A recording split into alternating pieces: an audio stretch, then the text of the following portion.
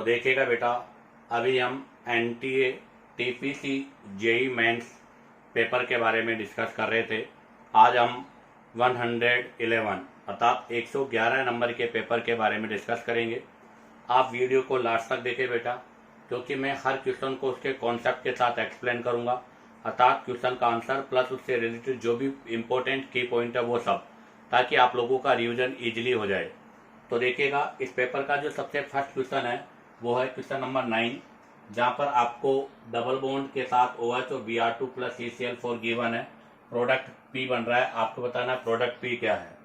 तो आपको पता है बेटा कि एल्कीन जो होता है उसे एल्कीन पर Br2 और CCl4 के साथ इलेक्ट्रोफिलिक एडिशन रिएक्शन होता है, और वो भी MKWF मार्कोनी ऑफ रूल के अकॉर्डिंग, जिसके अंदर साइक्लिक इंटरमीडिएट केटाइन का फॉर्मेशन होता है। तो आप जरा देखिएगा, ये आपके डबल बॉन्ड था, तो इस डबल बॉन्ड पर यहाँ पर भी आपका Br ग्रुप लगेगा और यहाँ पर भी आपका Br ग्रुप लगेगा। ये आपके मार्कोनी ऑफ रूल के अकॉर्डिंग यहाँ पर प्रोडक्ट का फॉर्मेशन होगा। अब आपको पता है कि आपके पास Br और OH दोनों एक ही रिंग में जब होते हैं तो Br जो है वो बेटर लीविंग ग्रुप है, तो इजीली रिमूव हो जाएगा। तो यहाँ से अगर हम बात करें Br की, तो आपका ये Br का ग्रुप जो है ये अपना लोन पेयर यहाँ से इसको प्रोवाइड करेगा। तो देखो 1 2 3 4 5 6 मेंबर रिंग का फॉर्मेशन हो जाएगा। यहाँ से अगर हम लेते हैं तो 7 मेंबर रिंग बनती है, और 7 मेंबर रिंग की स्टेबिलिटी लेस है, इसलिए ये ग्रुप इसके साथ कनेक्ट होगा। तो आप चेक करो, यहाँ से 1 2 3 4 5 और 6 मेंबर रिंग बनेगी। तो मैं यहाँ से ये 6 मेंबर रिंग का फॉर्मेशन कर देता हूँ। तो ये आपके पास 6 मेंबर रिंग का फॉर्मेशन हो गया, जिसमें इस ऑक्सीजन के ऊपर H और यहाँ पर प्लस, इसने इसको लोन पेयर दे दिया, तो यहाँ पर इसके ऊपर ये ग्रुप हो जाएगा, यहाँ से H प्लस, और यहाँ से ये Br ग्रुप जो है वो आपका रिमूव हो जाएगा। या मैं इसको ऐसे एक्सप्लेन कर दूं कि यहाँ से Br ग्रुप रिमूव हो जाएगा। जैसे ये Br ग्रुप रिमूव होगा यहाँ से, तो यहाँ पर Br ग्रुप के रिमूव होते यहाँ पर पॉजिटिव चार्ज होगा। मैं पूरा क्लियर कर दूं आपको कि यहाँ से Br ग्रुप रिमूव होगा, रिमूव होते यहाँ पर पॉजिटिव चार्ज आएगा, ये ऑक्सीजन अपना इसको पॉजिटिव देगा, इसलिए ऑक्सीजन पर यहाँ पर पॉजिटिव चार्ज हो जाएगा। अब आप देखो, इसको मैंने नंबर 1 माना है, तो ये नंबर 1, ये नंबर 2, ये नंबर 3, ये नंबर 4, ये नंबर 5 और ये नंबर 6 होगा। ये नंबर 1 2 3 4 5 और 6 नंबर के कार्बन पर एक तो मिथाइल होगा, तो ये मिथाइल हो गया, और एक CH2 के साथ Br होगा, तो ये CH2 के साथ Br हो गया। नेक्स्ट स्टेप में अब आप देखिएगा, यहाँ पर ऑक्सीजन पर पॉजिटिव चार्ज स्टेबल नहीं है, तो यहाँ से प्रोटॉन के रूप में रिमूव हो जाएगा और ये यहाँ शिफ्ट हो जाएगा। तो इसके वाया आपके पास जो प्रोडक्ट बनेगा वो प्रोडक्ट ये होगा, जिसमें यहाँ पर ऑक्सीजन पर पॉजिटिव चार्ज था, एक मिथाइल होगा और मिथाइल के साथ में Br2 होगा। तो बताइएगा इस क्वेश्चन का आंसर कौन सा होगा। तो फर्स्ट आंसर आपका रॉन्ग है, सेकेंड आपका रॉन्ग है, थर्ड आंसर आपका राइट है, जिसमें 6 मेंबर रिंग के साथ एक पर मिथाइल और एक पर CH2 Br ग्रुप होगा। अब आप चाहो तो यहाँ से इसका स्क्रीनशॉट ले लीजिएगा। अब हम यहाँ से नेक्स्ट क्वेश्चन के बारे में डिस्कस करेंगे। तो देखिएगा, अब हम डिस्कस करेंगे नेक्स्ट क्वेश्चन नंबर 10। तो next question number 10, predict the major और stable product in the given sequence of reaction. इस रिएक्शन के अंदर आपको मेजर और स्टेबल प्रोडक्ट का फॉर्मेशन करना है। तो देखिएगा, सबसे पहले आपको गिवन है इथाइल अमाइन, तो CH3 CH2 NH2 ethyl amine, और इथाइल अमाइन का रिएक्शन हम HNO2 का मतलब हो गया NaNO2 प्लस HCl। इस रिएक्शन को बोलते हैं डाई एजोटिनेशन, जहां से आपके पास CH3 CH2 N2 plus Cl minus diazonium बनेगा, और वो भी डाई एजोनियम एलिफेटिक है। एरोमेटिक डाई एजोनियम एलिफेटिक के कंपेयर में मोर स्टेबल होता है, इसलिए यहाँ से तुरंत कन्वर्ट होगा और अल्कोहल में चेंज हो जाएगा। तो यहाँ पर हमारे पास A बनेगा एथेनॉल। क्या बनेगा बेटा? A बनेगा एथेनॉल, और ये आपका NSR का पार्ट है, अर्थात न्यूक्लियोफिलिक सब्स्टिट्यूशन रिएक्शन है। अब यहाँ पर SOCl2, आपको पता है कि अल्कोहल पर जब हम SOCl2 का रिएक्शन करते हैं तो बेटा ये डार्जन रिएक्शन है, और it is the best method for the preparation of halide. Halide बनाने का सबसे बेस्ट मेथड है SN2 रिएक्शन है, जहाँ से OH आपका Cl ग्रुप के द्वारा रिप्लेस होता है और CH3 CH2Cl इथाइल क्लोराइड का फॉर्मेशन हो जाएगा जो कि B है। अब हम इथाइल क्लोराइड पर अमोनिया, तो बेटा ये अमोनोलाइसिस ऑफ एल्किल हैलाइड कहलाता है। ये भी NSR का पार्ट है और ये भी SN2 है, जहां से आपका न्यूक्लियोफाइल कौन सा होगा, NH2-।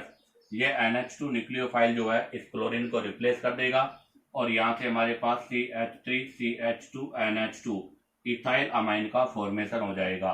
तो ध्यान रखना, यह है ammonolysis of alkyl halide NSR SN2 और ये है आपका एल्कोहल का रिएक्शन। तो एल्कोहल का रिएक्शन SOCl2 के साथ, जो कि डार्जन और बेस्ट मेथड में काउंट होता है। तो यहाँ पर आंसर होगा इथाइल अमाइन। तो फर्स्ट आंसर आपका रोंग है, सेकंड आपका रोंग है, थर्ड आंसर राइट है इथाइल अमाइन। अब आप चाहो तो यहाँ से इसका स्क्रीनशॉट ले लीजिएगा। अब हम यहाँ से नेक्स्ट क्वेश्चन के बारे में डिस्कस करेंगे। तो देखिएगा, अब हम डिस्कस करेंगे next question number 11। Question number 11 में है match the list first ABCD with list second first second third fourth. आपको लिस्ट फर्स्ट में ABCD गिवन है, सेकंड में 1 2 3 4 गिवन है, इनको मैच करना है। तो अब आप देखिएगा, सबसे पहला एलाइनिन, थ्रियोनिन, आर्जिनिन, एस्पार्टिक, अर्थात ये अमीनो एसिड टॉपिक्स है। और एक अमीनो एसिड का जो जनरल स्ट्रक्चर होता है उसमें COOH, NH2 और H और यहाँ पर एल्काइल ग्रुप होता है। ये एक आपका अमीनो एसिड का स्ट्रक्चर होता है जिसके अंदर एक NH2 COOH होने की वजह से वो न्यूट्रल होता है। अब उसने दे रखा है सबसे पहला एलाइनिन। अगर एलाइनिन की मैं बात करूं तो एलाइनिन के स्ट्रक्चर में R की जगह पर एक मिथाइल होगा और R की जगह पर मिथाइल होने की वजह से ये आपका न्यूट्रल अमीनो एसिड होगा। अब बात आती है बी की। बी के अंदर आपको थ्रियोनिन गिवन है और थ्रियोनिन के अंदर यहाँ पर R के स्थान पर हम, अर्थात R को जो हम रिप्लेस करेंगे वो रिप्लेस करेंगे CH2 CH3OH के साथ, अर्थात CH3OH एल्कोहल है और एल्कोहल वैसे न्यूट्रल में ही काउंट होता है, तो ये भी आपका न्यूट्रल अमीनो एसिड होगा क्योंकि इसमें भी एक एसिड और एक बेस है। अब उसके बाद में आता है नंबर C। ये फर्स्ट हो गया, मतलब A हो गया, B हो गया। अब हम लेंगे नंबर C। नंबर C की अगर मैं बात करूं आर्जिनिन, तो आर्जिनिन में आपके पास R जो ग्रुप है उसकी जगह पर, अर्थात हम यहाँ पर जो यूज करेंगे carbon carbon carbon NH, carbon double bond NH और NH, अर्थात एक प्रकार से ये गवानिन की स्ट्रक्चर है और ये गवानिन की स्ट्रक्चर होने की वजह से इसमें बेसिक ग्रुप मोर है और बेसिक ग्रुप मोर होने की वजह से ये बेसिक इन नेचर होता है। अब आता है नंबर D। नंबर D के अंदर है एस्पार्टिक एसिड, तो हम यहाँ पर एसिड ग्रुप ऐड करेंगे और इसके तो नाम से ही क्लियर है कि एस्पार्टिक एसिड बोल रहा है, तो इसका मतलब ये अमीनो एसिड जो है वो आपका एसिडिक की नेचर होता है क्योंकि इसमें 2COOH ग्रुप होता है। तो ये हो गया आपका एसिडिक की नेचर। तो फर्स्ट न्यूट्रल है, सेकंड न्यूट्रल है, थर्ड आपका बेसिक है और फोर्थ आपका एसिडिक है। अब आती है असेंशियल नॉन असेंशियल, तो उसके लिए एक ट्रिक चलती है टीवी मील पाथ। टीवी मील पाथ के अकॉर्डिंग जो टीवी मील पाथ में आते हैं वो सब आपके एसेंशियल है। तो एलाइनिन जो है वो आपका नॉन असेंशियल है, तो एलाइनिन जो होता है बेटा वो नॉन असेंशियल है। आपका ये जो क्या नाम है थ्रियोनिन है वो असेंशियल अमीनो एसिड्स में आता है जो कि टी है। उसके बाद में आपका आता है आर्जिनिन, आर्जिनिन ए, ये भी आपका असेंशियल अमीनो एसिड है। और अगला आता है एस्पार्टिक, एस्पार्टिक आपका नॉन असेंशियल अमीनो एसिड है। ये आपका एक मेमोरी बेस्ड क्वेश्चन है, हमें डायरेक्ट लर्न होना चाहिए। तो बताइएगा इसमें कौन सा कॉलम आपका राइट है। तो फर्स्ट न्यूट्रल और नॉन असेंशियल, तो नॉन असेंशियल और न्यूट्रल। सेकंड में neutral essential, neutral essential. Third में बेसिक असेंशियल, बेसिक असेंशियल। और फोर्थ में नॉन असेंशियल और एसिडिक। इसका मतलब इसका फर्स्ट आंसर आपका राइट है। फर्स्ट में फर्स्ट होगा, सेकंड में सेकंड, थर्ड में थर्ड और फोर्थ में फोर्थ। तो इस क्वेश्चन का आंसर होगा फर्स्ट। अब आप चाहो तो यहाँ से इसका स्क्रीनशॉट ले लीजिएगा। अब हम यहाँ से नेक्स्ट क्वेश्चन के बारे में डिस्कस करेंगे। तो देखिएगा, अब हम यहाँ से नेक्स्ट क्वेश्चन के बारे में डिस्कस करते हैं। तो हमारा नेक्स्ट क्वेश्चन है question number 12, write down dehydration rate of SN1 of the following alcohol. In different alcohol में SN1 रिएक्शन के रेट ऑफ रिएक्शन में आपको अरेंज करना है। हमें पता है कि बेटा SN1 की रिएक्टिविटी जो होती है वो डिपेंड करती है स्टेबिलिटी ऑफ कार्ब कैटायन। जितना ज़्यादा स्टेबल कार्ब कैटायन होगा उसका रेट ऑफ रिएक्शन भी उतना ही फास्ट होगा। तो सबसे फर्स्ट के अंदर जो आपके पास कार्ब कैटायन बनेगा वो कार्ब कैटायन बनेगा 2 डिग्री एलिफेटिक या alkyl 2 degree, alkyl 2 degree carb cation. Second में आपके पास जो कार्ब कैटायन बनेगा वो ये होगा जो कि एलाइलिक और 2 डिग्री है। थर्ड में आपके पास जो बनेगा वो है बेंजाइलिक, अर्थात पूरी रिंग के बाद इस कार्बन पर प्लस होगा तो ये होगा आपका बेंजाइलिक कार्ब कैटायन। डी के अंदर आपके पास जो कार्ब कैटायन बनेगा वो ये होगा, हालांकि इसमें रीअरेंजमेंट होगा और रीअरेंजमेंट के वाया यहाँ से ये 2 डिग्री कार्ब कैटायन बनेगा, बट यहाँ पर 3RS रेजोनेटिंग स्ट्रक्चर होगी और यहाँ पर 2RS रेजोनेटिंग स्ट्रक्चर होगी। अर्थात दोनों ही एलाइलिक है बट यहाँ पर 2 रेजोनेटिंग स्ट्रक्चर है, यहाँ पर 3 रेजोनेटिंग स्ट्रक्चर है। अब हमें पता है कि SN1 रिएक्शन जो होता है वो होता है स्टेबिलिटी ऑफ कार्ब कैटायन। जो कार्ब कैटायन जितना ज़्यादा स्टेबल होगा उसका रेट ऑफ रिएक्शन भी उतना ही फास्ट होगा। तो बताइएगा सबसे ज़्यादा स्टेबल कार्ब कैटायन कौन सा होगा? बेंजाइलिक, ये सबसे ज़्यादा स्टेबल होगा। उसके बाद में ये 3 रेजोनेटिंग स्ट्रक्चर वाला होगा, उसके बाद 2 रेजोनेटिंग स्ट्रक्चर वाला होगा और सबसे लीस्ट एल्काइल 2 डिग्री होगा। तो यहाँ पर अगर मैं SN1 की रेट ऑफ रिएक्शन की बात करूँ तो सबसे ज़्यादा सी में होगा। तो फर्स्ट ऑप्शन आपका रॉन्ग है, सी भी रॉन्ग है और डी भी आपका रॉन्ग है। सी के बाद में होगा बेटा डी, सी डी, उसके बाद होगा बी, उसके बाद होगा ए। तो यहाँ पर बी आंसर आपका राइट है। अब आता है इसी में क्वेश्चन नंबर 13, ये बेंजीन रिंग, इसके साथ CH2 पर Br गिवन है AgCN के साथ रिएक्शन, अर्थात ये रिंग हमारे पास है और यहाँ पर CH2 Br अर्थात बेंजाइलिक हैलाइड है। इसका रिएक्शन करना चाहता हूं मैं AgCN के साथ। आप ध्यान दें यहाँ से 2 टाइप की रिएक्शन होती है, एक होती है KCN, एक AgCN। KCN आयनिक कंपाउंड है इसलिए यहाँ पर Cn माइनस बनेगा और माइनस अटैक करेगा और माइनस के अटैक करने की वजह से साइनाइड बनेगा। बट AgCN आपका आयनिक नहीं बेटा, कोविलेंट है और कोविलेंट है तो यहाँ पर नाइट्रोजन अपना लोन पे डोनेट करता है, इसलिए यहाँ पर जो आपके पास स्ट्रक्चर बनेगा वो स्ट्रक्चर होगा CH2NC आइसोसाइनाइड। ये ए का फॉर्मेशन हो गया दोनों में। अब हमें यहाँ से हाइड्रोलाइसिस करना है। अगर इसका हाइड्रोलाइसिस करेंगे और इसका भी हाइड्रोलाइसिस करेंगे तो हमें पता है साइनाइड का हाइड्रोलाइसिस करते हैं हम, तो अगर इसका पार्शियली हाइड्रोलाइसिस करेंगे तब तो बनेगा CH3CH2CONH2 अमाइड, और अगर इसका कंप्लीट हाइड्रोलाइसिस करेंगे तो बनेगा एसिड। ऐसे ही आपके आइसोसाइनाइड है, अगर हम आइसोसाइनाइड का हाइड्रोलाइसिस करते हैं तो आइसोसाइनाइड के हाइड्रोलाइसिस से बेटा यहाँ से आपके पास एक तो बनेगा अमाइन 1 डिग्री और एक बनेगा आपके पास कार्बोक्सिलिक एसिड। तो हमें यहाँ पर AgCN के रेस्पेक्ट में देखना है, तो AgCN का जब हम हाइड्रोलाइसिस करेंगे तो 1 डिग्री अमाइन और एसिड का फॉर्मेशन होगा। इसने पूछा था कि what is the product be in the above reaction, इस रिएक्शन में आपके पास बी प्रोडक्ट क्या है? तो फर्स्ट ऑप्शन में गिवन है ए बराबर साइनाइड, जो कि गलत है कि ए साइनाइड नहीं, ए तो आइसोसाइनाइड बन रहा है। बी के अंदर दे रखा है कि ए की वैल्यू आइसोसाइनाइड है, तो बिल्कुल राइट। बी के अंदर जो ऑप्शन है उसमें ए जो बनेगा वो आइसोसाइनाइड है और वो आइसोसाइनाइड यही होगा। सी के अंदर दे रखा है कि ए एल्डिहाइड बने कीटोन बनेगा, रॉन्ग।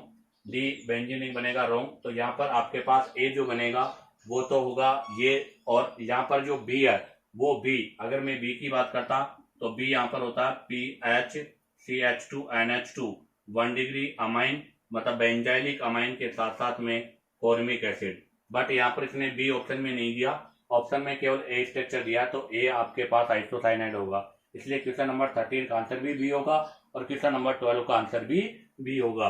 अब आप चाहो तो यहाँ से इसका स्क्रीनशॉट ले लीजिएगा। अब हम यहाँ से नेक्स्ट क्वेश्चन के बारे में डिस्कस करेंगे। तो देखिएगा अब हम डिस्कस करेंगे नेक्स्ट क्वेश्चन, क्वेश्चन नंबर 14। क्या है next question number 14? In A set of reaction ethyl benzene yield A product D. आपको बताना है इथाइल बेंजीन के यील्ड में प्रोडक्ट डी क्या होगा।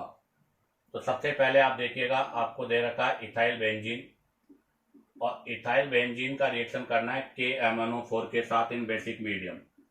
हमें पता है KMnO4 इन बेसिक मीडियम में है स्ट्रॉन्ग ऑक्सीडाइजिंग एजेंट होता है, और इसके साइड में कोई सा भी ग्रुप हो हमेशा बेंजोइक एसिड का ही फॉर्मेशन होता है। तो यहाँ से हमारे पास बेंजोइक एसिड का फॉर्मेशन होगा, तो बी बन गया बेंजोइक एसिड। ध्यान दें, ये साइड चेन ऑक्सीडेशन है, यहाँ पर चाहे कुछ भी हो बट यहाँ पर एटलीस्ट 1 अल्फा हाइड्रोजन होना चाहिए। ध्यान रखना, बेंजाइलिक कार्बन पर एट लीस्ट 1 बेंजाइलिक हाइड्रोजन होना चाहिए। अब आपके पास जो बेंजोइक एसिड बना है इस पर रिएक्शन कराना है मुझे Br2 का in presence of FeBr3। FeBr3 यहाँ पर लुईस एसिड का काम कर रहा है, इस पर हम Br2 का रिएक्शन करेंगे। तो यहाँ पर जब हम Br2 का रिएक्शन करेंगे FeBr3 के साथ, तो Br यहाँ पर लुईस एसिड है, तो ये आपका इलेक्ट्रोफिलिक सब्स्टिट्यूशन रिएक्शन है, जहाँ पर कार्बोक्सिलिक एसिड आपका मेटा डायरेक्टर है, क्योंकि ये एक्टिवेटर्स नहीं डीएक्टिवेटर्स ग्रुप है, क्योंकि इलेक्ट्रॉन विड्रॉल ग्रुप है, और जो इलेक्ट्रॉन विड्रॉल ग्रुप होते हैं वो डीएक्टिवेटर्स होते हैं और मेटा डायरेक्टर होते हैं। तो यहाँ पर आपका जो भी Br आके जुड़ेगा वो कहाँ पर आके जुड़ेगा, मेटा पोजीशन पर आकर जुड़ेगा। तो यहाँ से इसकी जो मेटा पोजीशन है उस मेटा पोजीशन पर Br हम ऐड करते हैं। तो आप देखिएगा, अगर मैं इसको ऐसे मानता हूँ कि ये बेंजोइक एसिड है तो इसकी मेटा पोजीशन पर Br हो जाएगा। ये आपके पास सी प्रोडक्ट का फॉर्मेशन हो गया। अब आप बारी आती है एथेनॉल। अब इसके आगे मुझे यहाँ से C2H5OH एथेनॉल लेना है इन बेसिक मीडियम। तो आपको पता है ये एसिड है और ये बेस है, तो एसिड बेस यहाँ से इनके बीच में एस्टरीफिकेशन रिएक्शन होगा। कौन सा रिएक्शन होगा, एथेनॉल मतलब एसिड, और ये अल्कोहल है, तो एसिड अल्कोहल के साथ रिएक्शन करके एस्टरीफिकेशन रिएक्शन शो करता है, और एस्टरीफिकेशन रिएक्शन के वाया यहाँ से H2O वाटर मॉलिक्यूल्स बाहर हो जाएगा, तो COO C2H5 अर्थात एस्टर का फॉर्मेशन हो जाएगा और यहाँ पर Br हो जाएगा। तो ये आपका फाइनल प्रोडक्ट डी होगा। तो बताइएगा अब यहाँ पर इस क्वेश्चन का आंसर क्या होगा। तो डी आपके पास ये है, तो फर्स्ट ऑप्शन आपका राइट है, सेकंड रॉन्ग है, थर्ड भी रॉन्ग है और फोर्थ भी रॉन्ग है। तो क्वेश्चन नंबर 14 का आंसर होगा फर्स्ट, जहां पर आपके लास्ट स्टेप में एस्टरीफिकेशन होगा जिसके वाया एस्टर का फॉर्मेशन होगा। अब आप चाहो तो यहाँ से इसका स्क्रीनशॉट ले लीजिएगा। अब हम यहाँ से नेक्स्ट क्वेश्चन के बारे में डिस्कस करेंगे। तो देखिएगा, अब हम डिस्कस करेंगे next question number 15। Question number 15 में है कि what is the correct increasing order of the pK value of the following. इनके पीके वैल्यू के बारे में। तो इससे पहले मैं आपको क्लियर कर दूं कि एसिडिक स्ट्रेंथ जो होती है वो directly proportional to -m -i +m और +i ये होता है। अर्थात -m वाले की सबसे ज्यादा एसिडिक स्ट्रेंथ होती है, उसके बाद -i, उसके बाद +i और +m वाले की एसिडिक स्ट्रेंथ सबसे लीस्ट होती है। ध्यान दें, यह तो इनके एसिडिक स्ट्रेंथ का ऑर्डर है। और अगर हम बात करें आगे कि acidic strength is directly proportional to H+ but indirectly proportional to pH, directly proportional to K और इनडायरेक्टली प्रोपोर्शनल टू PK। वहां उसने PK का ऑर्डर पूछा, अर्थात यहाँ पर एसिडिक स्ट्रेंथ का इनवर्स होगा। तो पहले हम यहाँ पर एसिडिक स्ट्रेंथ पता करेंगे, उसके बाद उसका इनवर्स करेंगे। तो सबसे पहले वाले में फिनॉल है, कोई ग्रुप नहीं है। सेकंड में यहाँ पर NO2 ग्रुप लगा हुआ है पैरा पर, और पैरा पर जो NO2 ग्रुप है उसका -m भी है और -i भी है। थर्ड में यहाँ पर मेटा पर लगा हुआ है, और मेटा पोजीशन पर -i होता है क्योंकि मेटा पोजीशन पर मीजोमेरिक इफेक्ट ऑब्जर्व नहीं होता। और डी जो है उसमें आपके पैरा पोजीशन पर OMe मिथोक्सी ग्रुप है, और मिथोक्सी ग्रुप का +m इफेक्ट ऑब्जर्व होता है। तो हमें पता है कि एसिडिक स्ट्रेंथ में सबसे पहले -m वाला होगा, अर्थात बी वाले की एसिडिक स्ट्रेंथ सबसे ज्यादा है। उसके बाद -i वाला होगा, -i वाला C है तो उसकी एसिडिक स्ट्रेंथ C है। उसके बाद +i वाला होगा, यहाँ +i वाला कोई नहीं है, ये +m है और ये स्टैंडर्ड है, तो पहले A आएगा और उसके बाद में D होगा। ये है एसिडिक स्ट्रेंथ का ऑर्डर। तो पीके का ऑर्डर जस्ट इसका उल्टा अर्थात इसका इनवर्स हो जाएगा। तो डी वाले का सबसे ज्यादा होगा, उसके बाद ए का, उसके बाद सी का, उसके बाद बी का। तो बताइएगा इसका कौन सा आंसर राइट है बेटा। तो इसका फर्स्ट आंसर आपका राइट है, जो यहाँ पर पीके का ऑर्डर है। इसे मतलब अब हम यहाँ से नेक्स्ट क्वेश्चन नंबर 23 के बारे में डिस्कस करते हैं। 23 क्वेश्चन है कि the number of hydrogen atom in the product formatted, इसमें जो प्रोडक्ट बनेगा उसके अंदर कितने हाइड्रोजन होंगे। तो आपके पास यहाँ पर जो भी प्रोडक्ट है वो है आपका, जो रिएक्टेंट है वो है आपका अनसैचुरेटेड कीटोन। क्या है बेटा, ये अनसैचुरेटेड कीटोन, और इसका रिएक्शन करना है NaBH4। हमें पता है NaBH4 are the mild reducing agent, ये आपका माइल्ड रिड्यूसिंग एजेंट है, और माइल्ड रिड्यूसिंग एजेंट होने की वजह से ये कार्बोनिल ग्रुप को किसमें कन्वर्ट करता है, अल्कोहल में कन्वर्ट करता है, जिसके अंदर आपके कार्बोनिल में एल्डिहाइड होगा और कीटोन होगा। बट इसके वाया डबल बॉन्ड और जो ट्रिपल बॉन्ड है उनका रिडक्शन पॉसिबल नहीं है। तो जब यहाँ से हम इसका रिडक्शन करेंगे तो कीटोन के रिडक्शन से हमारे पास यहाँ पर 2 डिग्री अल्कोहल का फॉर्मेशन होगा और डबल बॉन्ड का डबल बॉन्ड ही होगा। अब अगर इसका हम फॉर्मूला यहाँ से राइट डाउन करें तो इसका फॉर्मूला 1 2 3 4 5 तो कार्बन है। अब इसमें हाइड्रोजन काउंट करो कितने हाइड्रोजन होंगे, तो 2 हाइड्रोजन यहाँ पर है, 2 यहाँ पर है, 1 1, तो 2 2 4 5 6, और एक यहाँ पर होगा 7, और एक आपका यहाँ पर होगा 8, तो इसमें टोटल 8 आपके पास हाइड्रोजन होंगे। तो इस क्वेश्चन का आंसर होगा 8। अब आप चाहो तो यहाँ से इसका स्क्रीनशॉट ले लीजिएगा। अब हम यहाँ से नेक्स्ट क्वेश्चन के बारे में डिस्कस करेंगे। तो देखिएगा, अब हम डिस्कस करेंगे नेक्स्ट क्वेश्चन के बारे में। तो नेक्स्ट क्वेश्चन नंबर 24, ये भी इंटीजर का है कि in the following reaction what will be dipole moment of the product. आपको बताना है कि जो प्रोडक्ट बनेगा उसका डाइपोल मोमेंट क्या है। तो उसने दे रखा है ब्यूट 2 आयन, तो यहाँ पर आपके पास ब्यूटाइन है, ये ब्यूट 2 आयन है, इसका रिडक्शन करेंगे हम Na प्लस लिक्विड अमोनिया, और Na प्लस लिक्विड अमोनिया को बोलते हैं बेटा ब्रिज रिडक्शन, और यह है पार्शियली रिडक्शन, कंप्लीट नहीं है, अर्थात यहाँ से एल्कीन का फॉर्मेशन होगा, और ये आपके एंटी एडिशन का पार्ट है। किसका पार्ट है, एंटी एडिशन का।